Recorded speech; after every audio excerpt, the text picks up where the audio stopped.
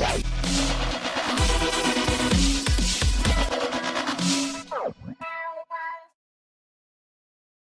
watching the Gog Pod, and today we've got on the show Rory Hamilton. How's it going, mate? Very good, thank you, Gordon. Yeah, very happy to be here. Thank you. And we'll just start off with the usual introductory questions, you know, the birthday card stuff. How did you get into commentating?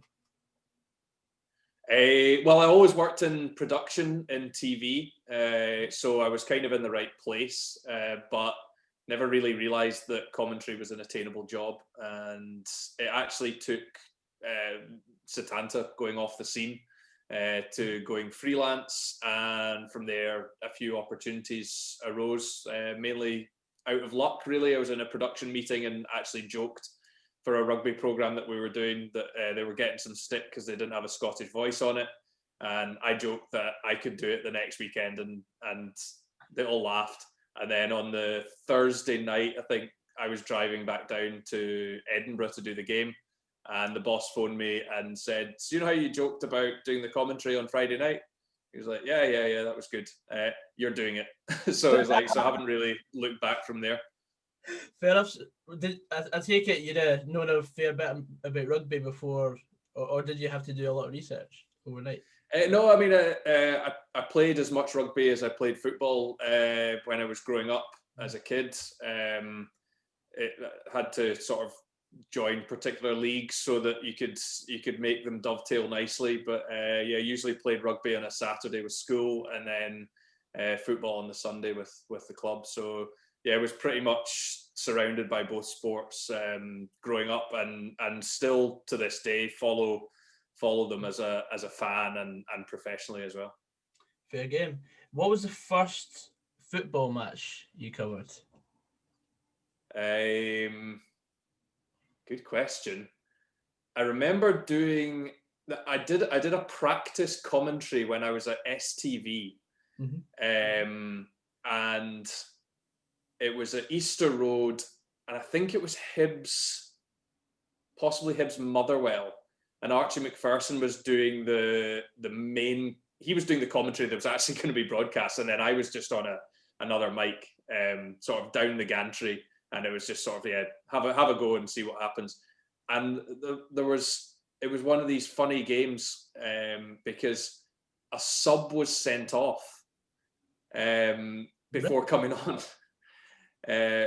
So, and I can't remember who it was, but it was definitely Easter Road. And obviously my commentary never went out, but it was one of those very sort of confusing situations that you almost hope doesn't happen during a live game, because really nobody had a clue what was going on. Oh yeah, because I'm actually trying to work out what game that was, but I definitely wasn't at that game, because it was like 2016 was my first trip to Easter Road, so it'd probably been before then. It would have been, you had got to go a long way back. So I'm going to show my age here, because I started working at STV. It must have been probably about 2005, something like that. So you're going probably back to before you can remember. Yeah, definitely, because 06-07 was my first full proper football campaign. not to show off your age even more. So we've had all this palaver about COVID, and I know you're probably sick to the back teeth of talking about it. But how did COVID affect your work? Because of course we know what the role of a commentator is like. You're traveling up and down the country covering X, Y, and Z in the space of a week. How did it affect your work? A number of ways. I mean, at the beginning, obviously the season got curtailed, so your workload goes from however many games a week. You know, you're building up to the end of the season, and you're thinking, right, Scottish Cup semi-finals, we've got a league to play out, all sorts of things, potential Euros, and then all that, of course, just became nothing. So you suddenly, I mean, you've obviously got the disappointment of the football season ending, but you also, your earnings, you know, go from what you're expecting to earn to zero very quickly. Yeah. But so many people are in that boat as well, so that's not anything special. We're lucky that football returned, and from then, to be honest, like this season, I would say has probably been busier than any other. Just with club TV doing a lot more work with sort of more mainstream commentators, then there's been a lot of work out there for that. You know, the Betfred Cup being played later. I think through October, November, and December, I was averaging 4 games a week. So when you add in all the prep that you're doing as well, I mean, there really was very, very little time off. So in that sense, it's been really busy. I think you've got the other effect that we're very lucky to be at the games, but at the same time, and as a fan myself, and one of the things that I love about going to matches, and particularly traveling abroad with Scotland, who I've traveled with for many years, is listening to crowds and the different atmospheres that you get in different countries or different cities, different regions. I love that. Just not the noise of a football crowd is brilliant. And as a broadcaster, it's such a different scenario that you're now put in. I don't think I'm a commentator that particularly likes to talk too much. And I, because I like the noise of a crowd, I want to hear them, and I think that they should probably dictate a lot of the rhythm and the atmosphere that's going on at a game. So I really, really miss it. And it, like, I think I find games much harder without a crowd, because you maybe feel that you have to fill empty spaces a little bit more.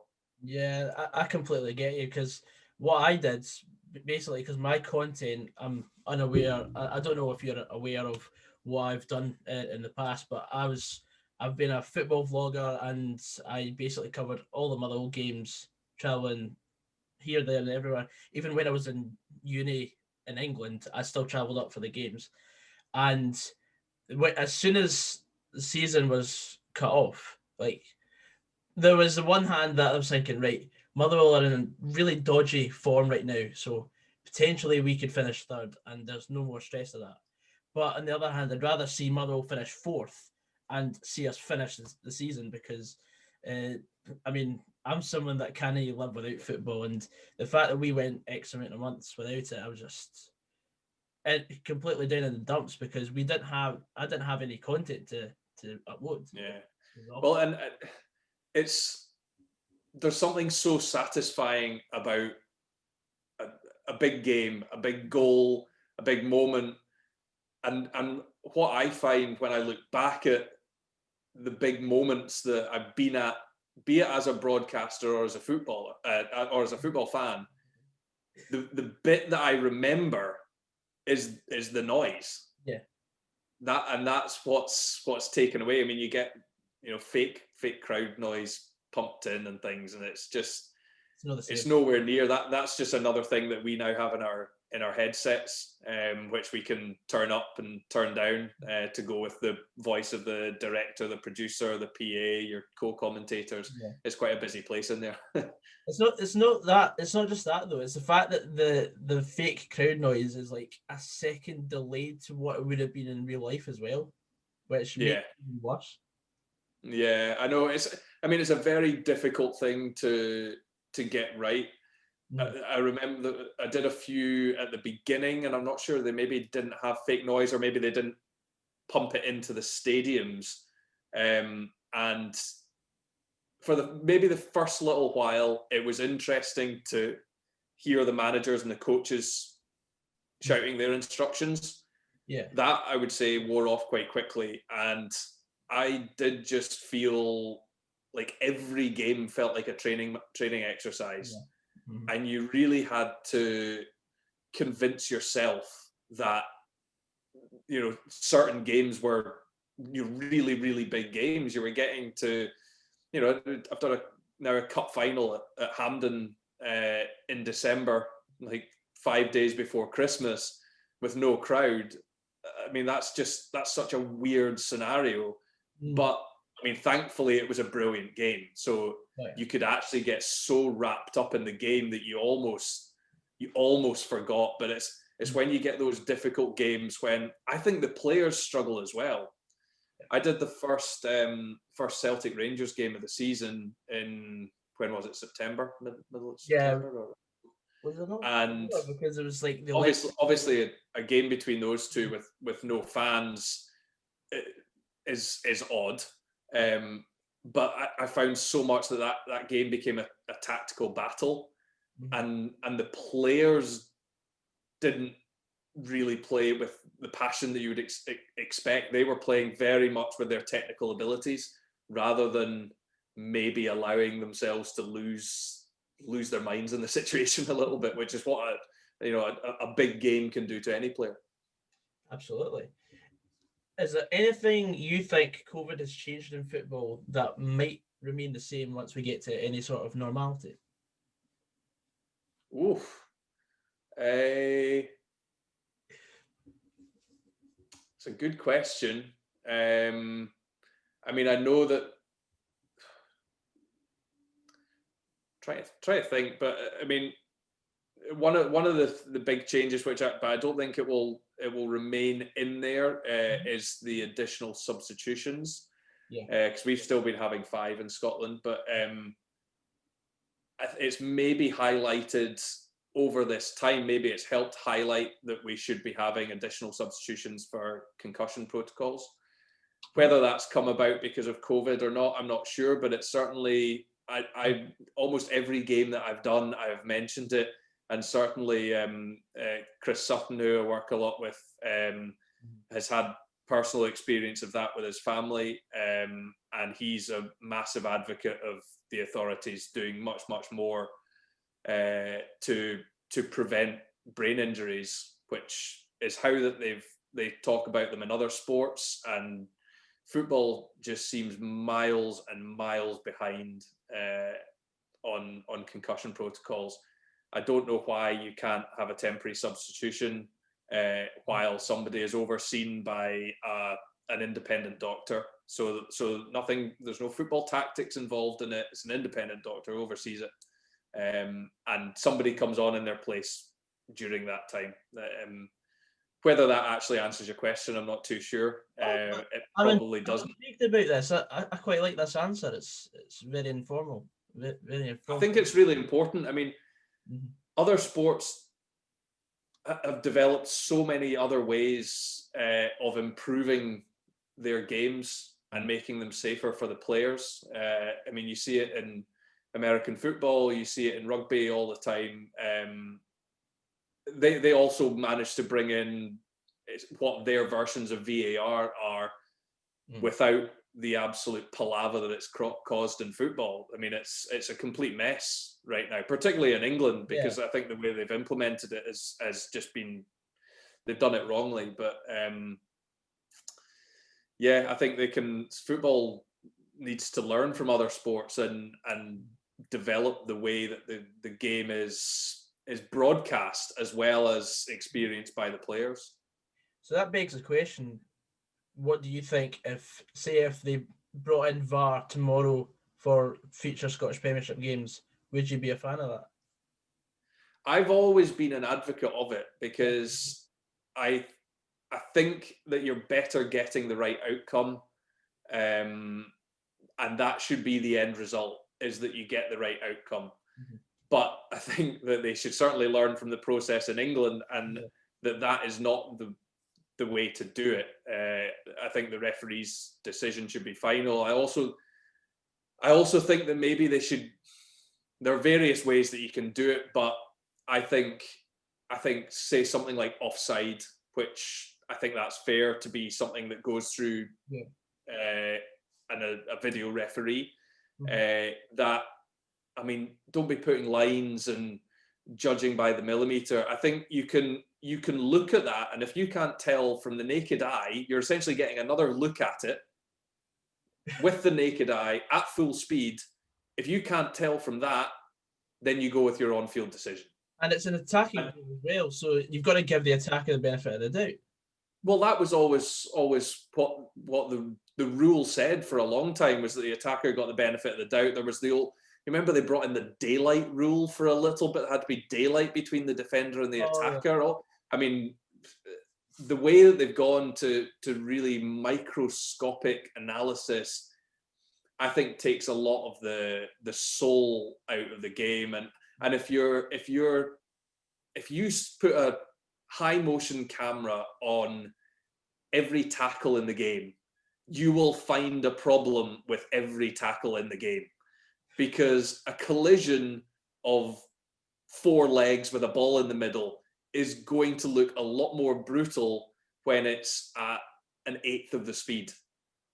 And it might not actually be a dangerous tackle, but when these things get slowed down and suddenly the angle of the foot and all that sort of stuff, we're seeing more red cards, we're seeing more penalties. I mean, at least they've taken a little bit of control over the handball, because I said at the beginning of last season, after the Champions League final between, was it Liverpool and Tottenham, I said if they're going to stick with that handball rule, then every engraving on a trophy should have an asterisk next to it and say, well, this was a season that had these handball rules. It just got so ridiculous. People getting penalties for, an attempted cross into the box. You're switching that for a shot at goal from 12 yards with no defenders against a goalie. So what, you've got probably whatever the rate for penalty scoring is, let's say it's 70, 75%. Yeah, go 75%. Yeah. So you're replacing that for a cross from anywhere that's probably got a 1% chance of being a goal. Like, it's ridiculous. Yeah, it is. It's absolutely completely strange. So we all know the phrase of the curse of the commentator. What is a prime example for you would say that you've potentially jinxed a potential situation arising in a football match? I don't that's a good question. I don't at all believe in having any sort of powers or jinxing effect on games. Like when I used to when my mum used to come into watch a game, me and my dad watching a game, my mum would come in and she'd go, oh no, I don't want to watch it, because when I watch that they do badly. Yeah. And you're going, what makes you think you've got any influence over this? So as a commentator, no, absolutely not. There's definitely been one occasion I remember, it's just bad timing. It is. Really, more than anything. I can think of 2 examples. One of them actually ended up as good timing, one was bad timing. So it was Celtic against Valencia in the Europa League. Mm-hmm. And I think it was 0-0. Valencia had won the first leg, and it was 0-0 in the Mestalla, and it was myself and Chris Sutton, and there was nothing happening in the game, so he started going on about the port and Valencia and all this kind of thing, and I just said something daft like, well, at least the Celtic defence hasn't shipped any goals yet. And then next thing, I mean, honestly, from there, it's the cross into the box and they score.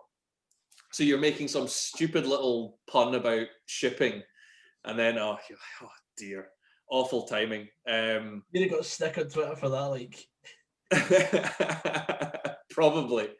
And then actually another one that I can think of was just a couple of weeks ago, or 10 days ago or so. I was down doing West Brom Arsenal for BT Sport, and it was myself and Steve McManaman, and we were chatting away about Kieran Tierney.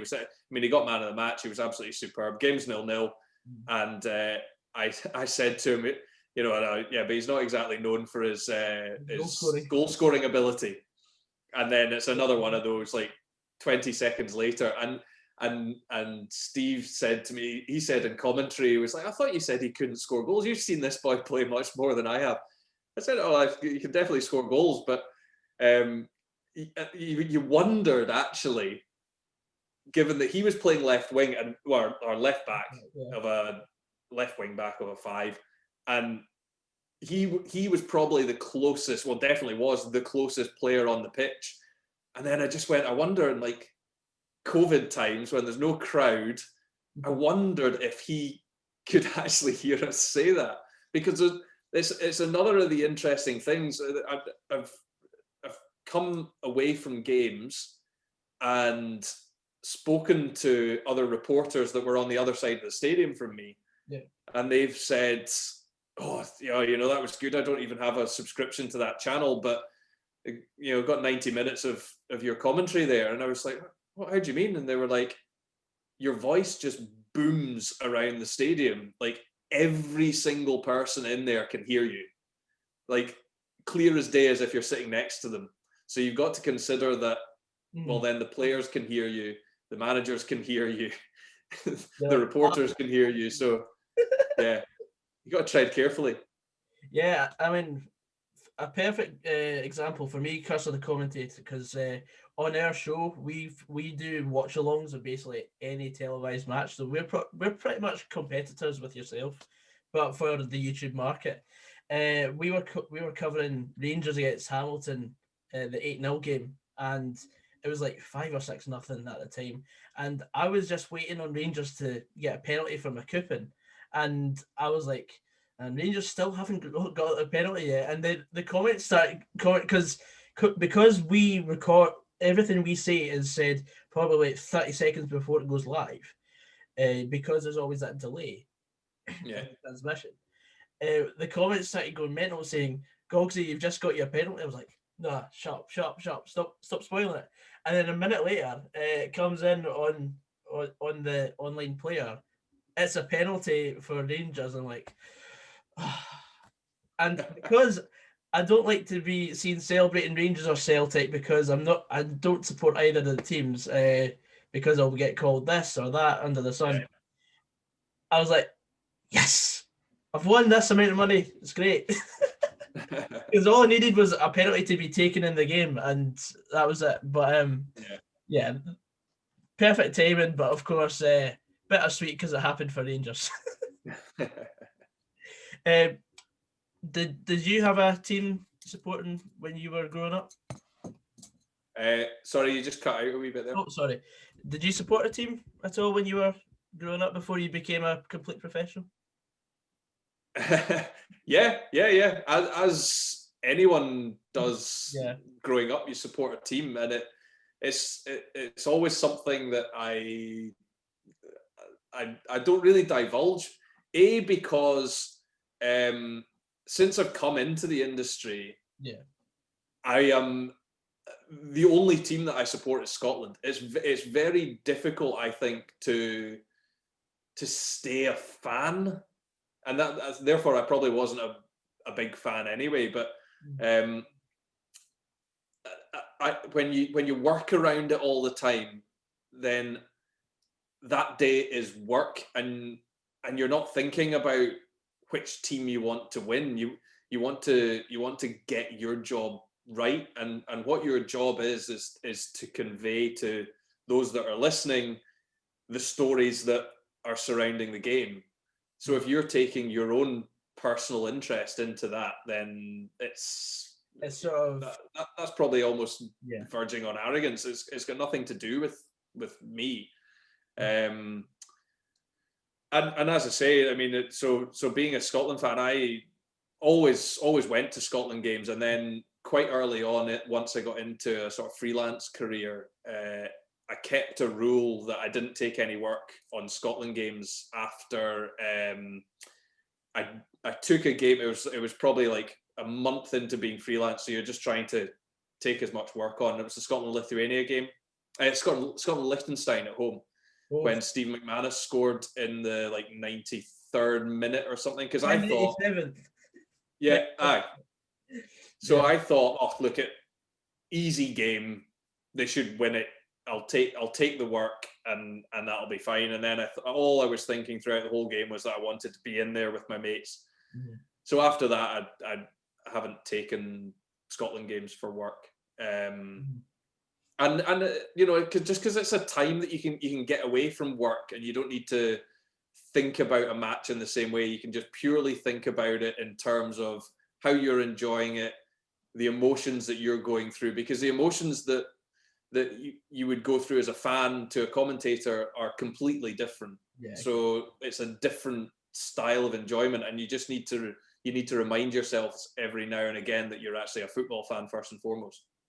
Yeah, so whereabouts off the top of your head have you been? Because I was actually speaking to Ian Crocker before I came on with you, and he said, "Oh, he's been everywhere, seen Scotland play. It's great," and all that. I was like, "Right, good," because I've only just become a Tartan Army member myself, like over the last 3 years.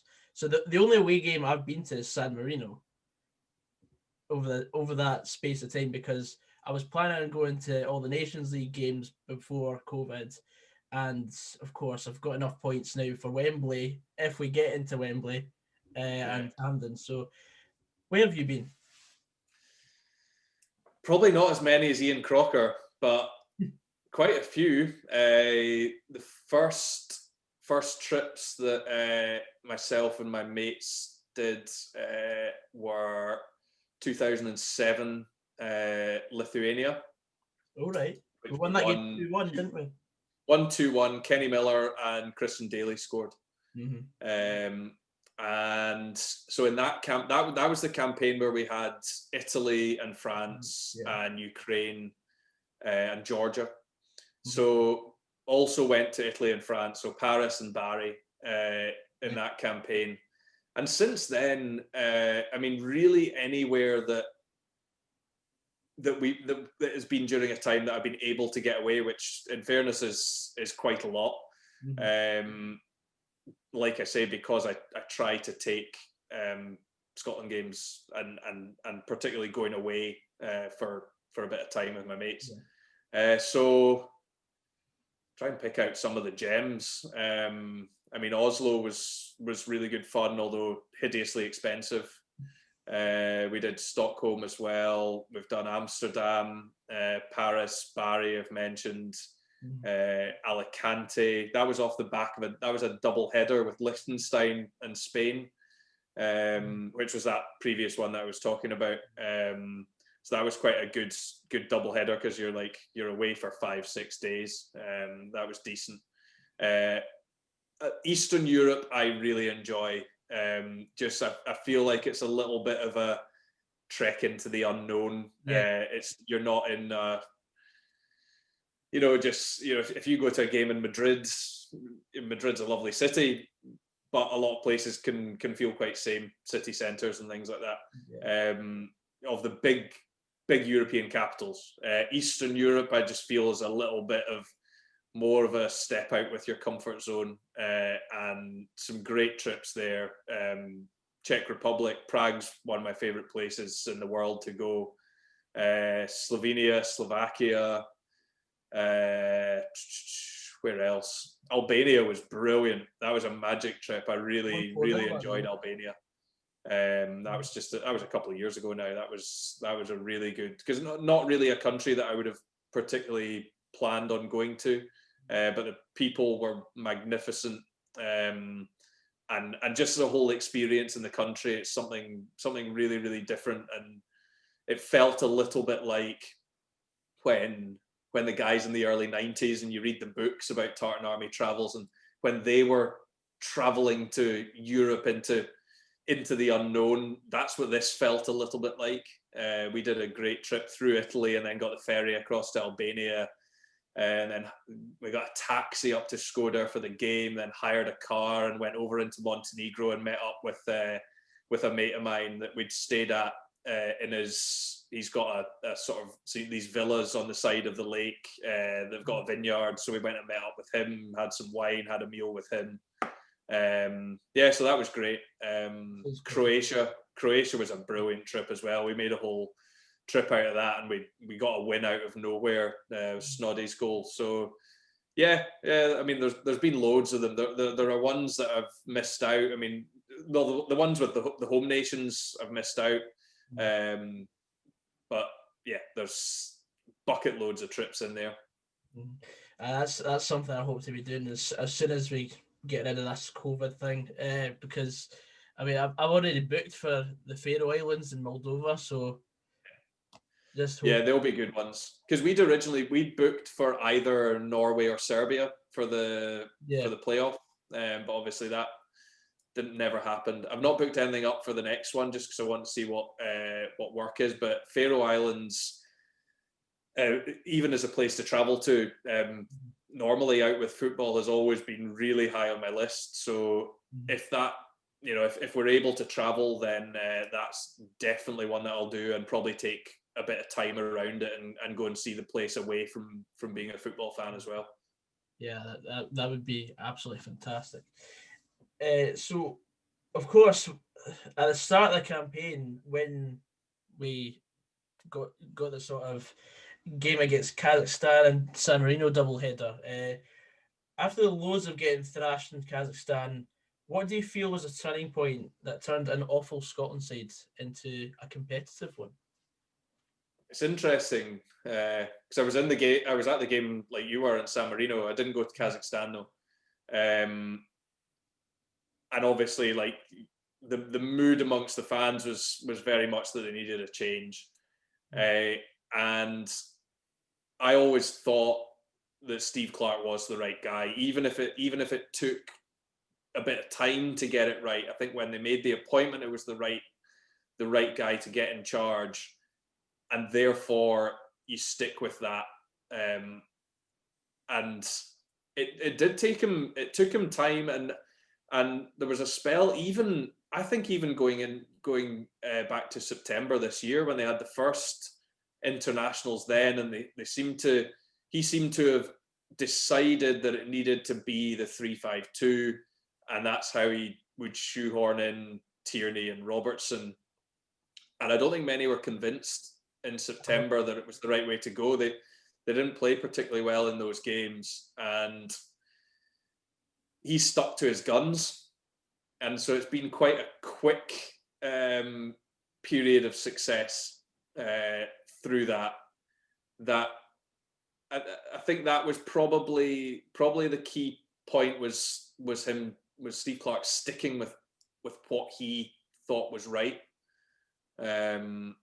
And with that 3-5-2 or 3, however it's working. Obviously up top it's not a direct 2, but the 3 at the back with Tierney on the left side of that defence, and a few other defenders, putting their hands up. Declan Gallagher had some really good games. I mean, Andy Considine coming in, what a story that is! Absolutely brilliant. Delighted for him.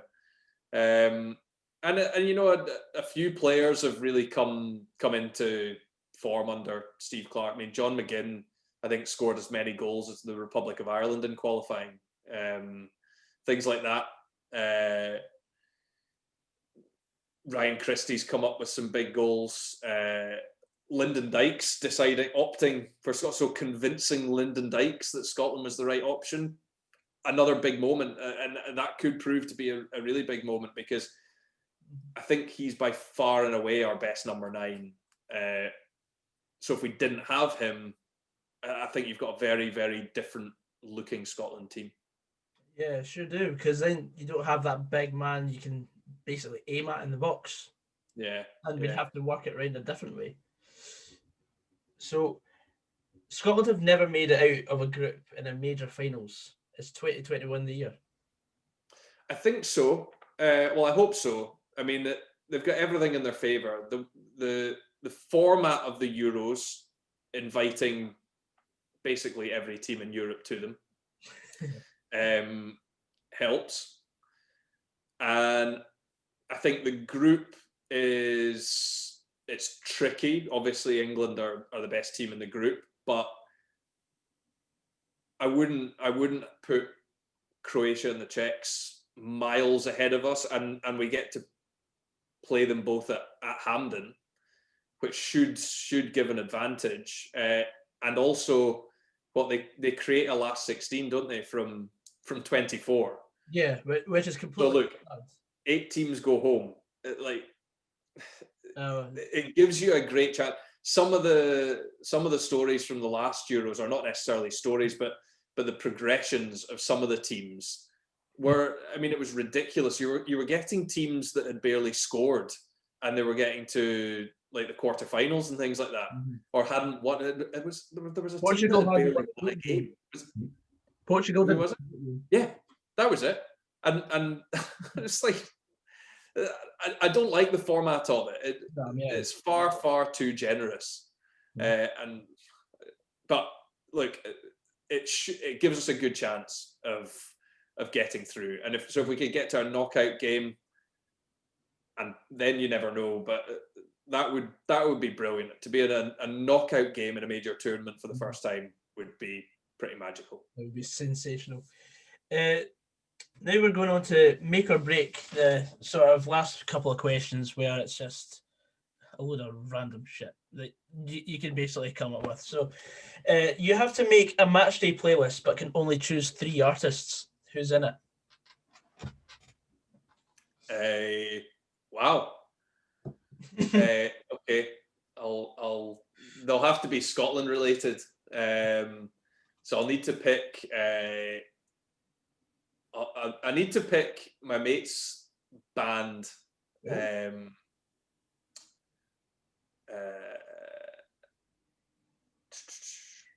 Wait, we'll come back to that because I might not. I'll pick the Tartan Specials.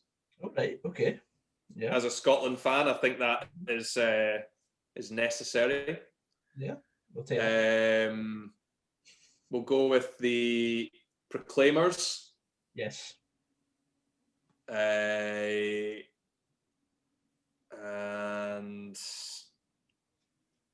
well, okay, we'll go with my mate's band, the Supernaturals, which will be way before your time. But he was the keyboard player in the Supernaturals, so you might know the song "Smile." You can look it up after. I'll definitely look it up. But if I played it now, Glasgow band. What is the best thing you've picked up over your career as a commentator? Do you mean as in advice, or could be advice, or it could be memorabilia? For example, for me, I've got, for my 18th birthday, I got a signed artwork of James McFadden scoring that goal in Paris. Very good. Yeah. I was at that game. Yeah. See, if I was at that game, I'd have it tattooed in my forehead. I saw James McFadden score in Paris. I've got a few good bits of memorabilia. I've got a signed Maradona 86 shirt, and I've actually got the that print where he's up against like the entire Belgian team.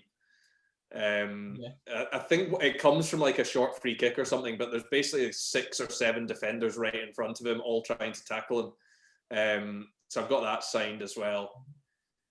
Anything else? I don't think there's anything sort of particularly impressive that I've physically picked up. I don't like using work to pester people for signatures. Some people don't have a problem with it at all, but I tend to steer clear of it. Best piece of advice that I got was from Martin Tyler, who he said, "My best piece of advice for you is to not take on too much advice." Oh, sure. So it was basically to be your own man, was what he was saying. Don't try and sculpt your style around other commentators. Do what you do, and you'll be good enough to make it. So fair game. I would say that. If you could make a dream broadcasting team featuring yourself, who'd be in it? So that's a host, 2 pundits, and a co-commentator. Interesting. A host, a pundit, and 2 co-commentators, did you say? A host, 2 pundits, and a co-commentator. Okay. I've got to be politically true to those that I work with. So I mean, it will probably reflect very much the BT Sport lineup, because we had really good times doing that and continuing to do so with the European games. So I think Daryl Curry to host. I mean, he's the best in the business. And then, so 2 guests. I think you got to have Ali McCoyce and Chris Sutton as a duo. I think is they work with each other so well. Obviously, you get the Rangers Celtic element, but I mean, Chris loves an argument. Ali loves to wind him up. It's a really, really good pairing. Yeah. Co-commentator. I'll go with Stephen Craigan. I work with Stephen an awful lot, doing Ross County TV, and work with him on loads of games for BT. So just get on really well. Continue doing stuff with him with BT as well. So feel like there's a sort of good rapport between the two of us. If you could make a 5-a-side team of players you've witnessed play in the flesh, who's in it? Wow. Whoa. See, this is why I asked you for these questions beforehand. Put me on the spot. Yeah, sure. Okay. Players I've seen in the flesh. So best defender I've seen, Paolo Maldini. Let's take a midfielder in there. Okay, right. I'll go further forward. I'm sure I could fit them all in. Ronaldinho, Batistuta, and Ronaldo. Of course. Which one? The real one, not the Portuguese one, the Brazilian one. Oh, if you come for that. And goalkeeper. And I need a goalie. Buffon. Right. Buffon, I think. He's pretty sensational. Yeah. I mean that the balance in that team doesn't work whatsoever. No, there's too much attacking intent there. You'll get caught in the counter. But here is probably the most tough one. The toughest one of the bunch. Picture the scene. You're in the pick and mix aisle of a sweet shop and can only choose 3 sweets. What do you choose and why? Good question. Because you got to go for you got to pick. Maybe tactical as well with your weight to price ratio. Yes. You know, you don't want to be taking. Who was it? Peter Kay that did that sketch. He's like, you don't want to be taking like the gobstoppers because they weigh too much. Yeah. Or no boiled sweets. I'm not a big fan of boiled sweets. So I would probably. I like the wee fried eggs. Oh, they're yes. quite good. Yeah, I like a fried egg. A jelly baby. And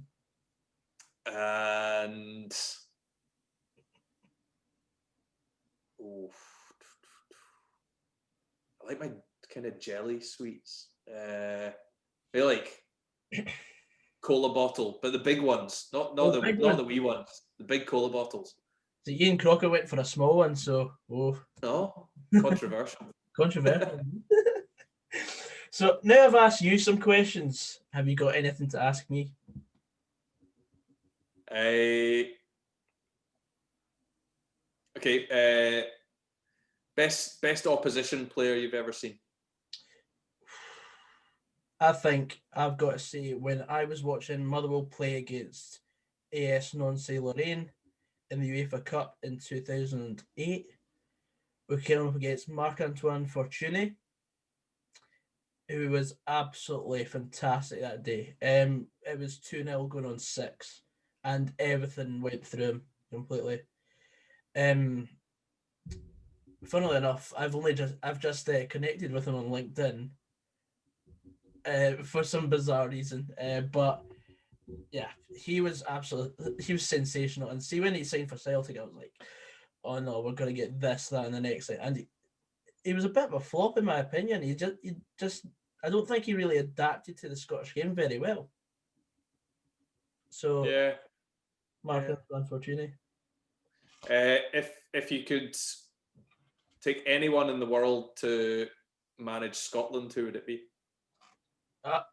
Steve Clarke was my selection before Alex McLeish. But I don't know. You're looking for someone that's going to be the same sort of mold as Steve Clarke, because I've always seen Scotland as a nation that's never going to beat teams 4 or 5-0. We're just going to scrape it 1-0, and I'm happy with that. As long as we're no longer the team that's classed as the glorious failures. I've always been like my football life. I've always been accepting the sort of mediocre. I'm a Motherwell fan. I'm a Scotland fan. My English team's Aston Villa, so I don't ever expect anything. But the odd occasion where something great happens, that's good enough for me. Maybe 4 or 5 games a year where it's actually great. That's good enough for me. That's what I always say when we're going to Scotland games with my mates, because the expectation going to Scotland games is that it could be anything. You really never know. You could be on the end of a hiding. I always just say, give us a moment where you can believe. Yeah. And like we were at the game in Dortmund against Germany, and that was a prime example where you're not expecting anything, but you're just hoping that there's something in that game that gives you a reason to love why you were there. Yes. And I mean, I'm talking about crowd noise when you hear the wall. I mean, it's obviously not the Dortmund fans, but that big yellow wall at the other end, the roar, that like delayed roar of when a goal goes in for them.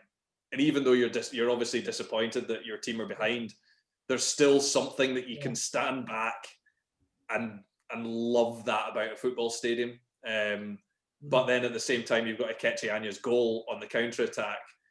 And that was our moment that day, because 2 minutes later, I think Thomas Muller had put them back in front from a corner, like a stupid goal to concede. But that's one of those that you're just like, okay, do you know what? From now on, we've had our moment. I can accept what happens from here. And I always think that with what I love about supporting Scotland is that you really appreciate winning. Yeah. because you don't go in expecting it. So when it happens, I mean, I can imagine like big nations that qualify for every tournament, qualification's a chore for them. They can't be bothered with it. So that they've got the majority of their fixtures for 2 years are boring.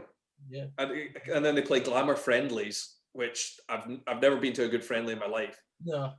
Yeah. So you've got that, and then you've got a qualification campaign that you don't care about. Whereas every game when you're a Scotland fan matters until you're knocked out of qualifying.